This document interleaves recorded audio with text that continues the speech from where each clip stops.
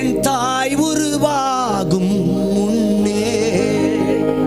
சொல்லுங்க, பெயர் சொல்லி என் பெயர் உருவாகும். சொல்லுங்க, எலும்புகள் உருவாகல. சொல்லுங்க, நரம்புகள், ஆனா தசைகள் உருவாகல. தரிசனம் உருவானதே. கையை தட்டி ஒரு ஆமென் சொல்லுங்க பார்க்கலாம். நான் பிறக்கிறதற்கு முன்னாலேயே என்னை குறித்த தரிசனம் உருவானது. என்னை குறித்து தேவன் எழுதி வைத்து விட்டார். நம்புறவங்க ஆமென் சொல்லுங்களேன். நீங்க நிறைய பேருக்கு இப்படி ஒரு கேள்வி வருது இல்ல, நான் ஏன் பிறந்தேன்? நான் ஏன் பிறந்தேன்? why do I born? why did I born? நீ கர்த்தர் உன்னை பார்த்து சொல்றாரு, it is not your plan, it is already written. கை தட்டிருங்க நல்ல ஜோரம். எழுதப்பட்டது. கை தட்டிருங்க. எழுதி இருக்கிறபடி.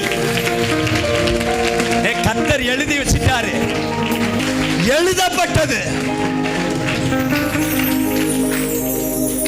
நான் சொல்லட்டுமா, கர்த்தர் எழுதிட்டாருன்னா அது யாரு தடை பண்ணாலும், எவ்வளோ பெரிய ஆள் முன்னால வந்து நின்னாலும், நம்மளை அழிக்கணும்னு நினைச்சாலும், நம்ம அந்த சீட்டுக்கு வரவே கூடாதுன்னு நினைச்சாலும், கர்த்தர் எழுதின எழுத்து ஒரு உறுப்பு கூட அவர் மாற மாட்டார். கையை தட்டி, எலும்புகள் உருவாகல, நரம்புகள் உருவாகல, தசைகள் உருவாகல, தரிசனம் உருவானது. கை தட்டி, தாய் கருவிலே எலும்புகள் உருவாகல.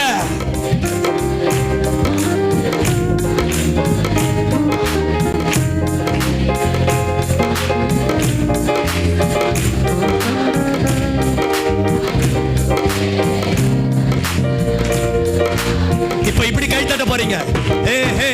எப்படிப்பா உமக்கு நன்றி சொல்லுவேன், சொல்ல வார்த்தையே இல்ல.